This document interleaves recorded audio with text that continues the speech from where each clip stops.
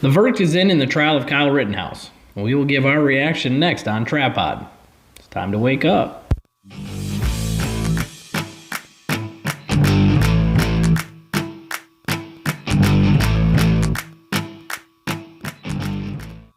The defendant will rise and face the jury and hearken to its verdicts. State of Wisconsin versus Kyle Rittenhouse. As to the first count of the information, Joseph Rosenbaum. We, the jury, find the defendant, Kyle H. Rittenhouse, not guilty. As to the second count of the information, Richard McGinnis, we, the jury, find the defendant, Kyle H. Rittenhouse, not guilty. As to the third count of the information, unknown male, we, the jury, find the defendant, Kyle H. Rittenhouse, not guilty. As to the fourth count of the information, Anthony Huber, we, the jury, find the defendant, Kyle H. Rittenhouse, not guilty.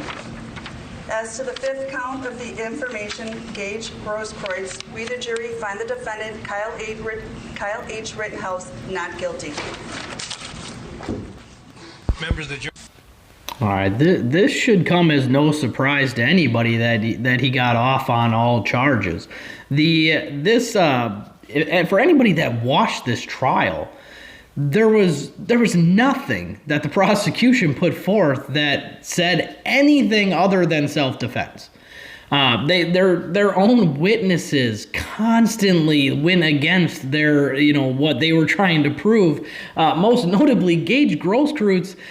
He admitted on the stand that he pointed a gun at Kyle Rittenhouse before Kyle Rittenhouse shot him in his bicep. So it was so clear cut, and with just amazing amount of video evidence that we had, it made it almost impossible for a jury to convict him on any of the charges.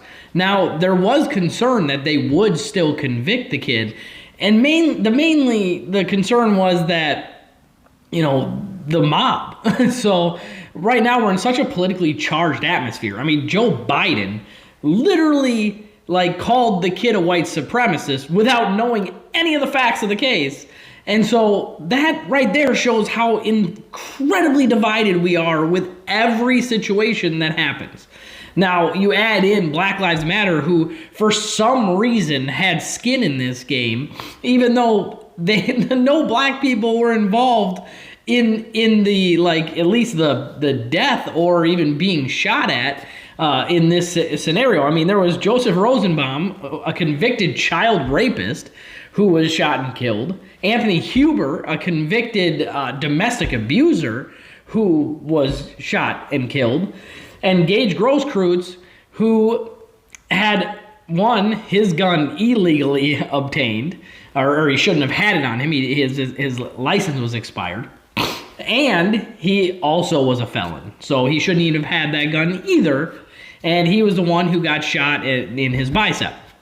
Now, there was one black individual involved. He was the one who was jumping and kicking Kyle Rittenhouse in the face while he was on the ground. But he wasn't even involved in this actual, this case. So really, race didn't play any role in this. Yet Black Lives Matter still wanted their pound of flesh. They wanted a conviction to prove something that white people can be convicted for self-defense or whatever. I don't even know what they wanted. I think, honestly, the main thing they wanted was just to prove that they have the power to intimidate a jury into convicting someone, and they came pretty damn close, because this should have been decided in the jury room within 10 minutes. It took days to get this figured out because they were afraid for their lives, their families' lives, being doxxed, losing their jobs. All of this stuff became, really a heavy weight on the hearts of the jury. Now, I'm incredibly proud of these people for coming to the correct decision. Because again, there was nothing in this trial that could have possibly been taken any other way than he acted in self-defense. He was originally chased by Joseph Rosenbaum. The turned around, shot him when he got cornered in between cars. So pretty clear-cut self-defense. Then he's walking down the street trying to wave down the police, and he gets attacked by Anthony Huber with a skateboard, trying to literally like hit him over the head with the edge of a skateboard, which can kill you, by the way. Shoots Anthony Huber, again, pretty clear-cut self-defense. Then the last individual, Gage Grosskreutz, shows up with his hands up, and then he had a handgun in his hand. I think it was in his right hand, and then he points the weapon at Kyle Rittenhouse, and Kyle Rittenhouse fires. He doesn't kill him, shoots him in the bicep. So he actually shoots him in the arm that's holding the gun. So that one was actually a pretty good shot. So I mean, really, all three scenarios. There is no way to like change those to murder. He didn't instigate any of the interactions. All of them were by the three individuals involved that were not Kyle Rittenhouse. Now, the left is constantly trying to say stuff like, well, he crossed state lines. That's not a rule. It's not a rule. He literally traveled like 30 miles. You're the party that says there shouldn't be any borders. Yet it's a huge deal if somebody travels from Illinois to Wisconsin. Like, what are you talking about? And then after that, they're like, and he carried a gun across state lines. No, he didn't. He obtained the gun in Wisconsin. Lastly, they said, well, he was 17. He illegally had the gun. Well, the judge put an end to that. He said he actually was legal to carry that gun. That was not. They threw that charge out immediately.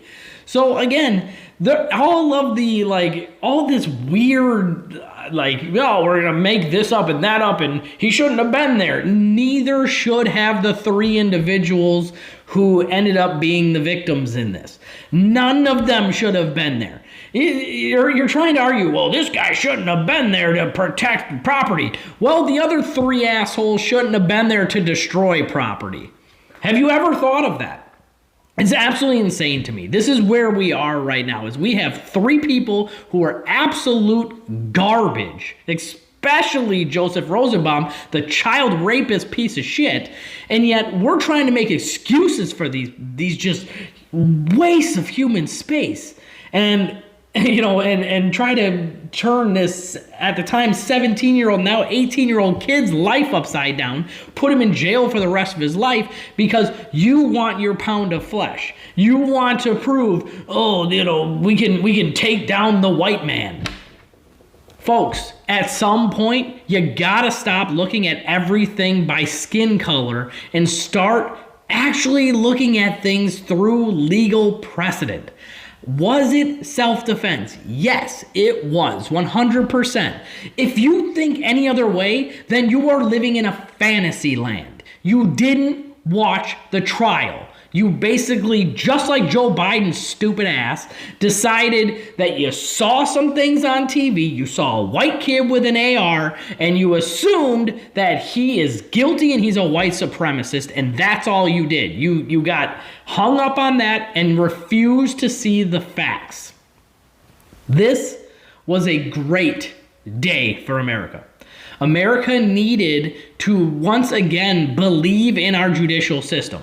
Because I told you guys before, the Derek Chauvin trial was a load of shit. That was not second or third degree murder, and it should not have been even manslaughter. Yet he got charged and convicted for all of them because the mob won, because everybody was afraid that something was going to happen to their family.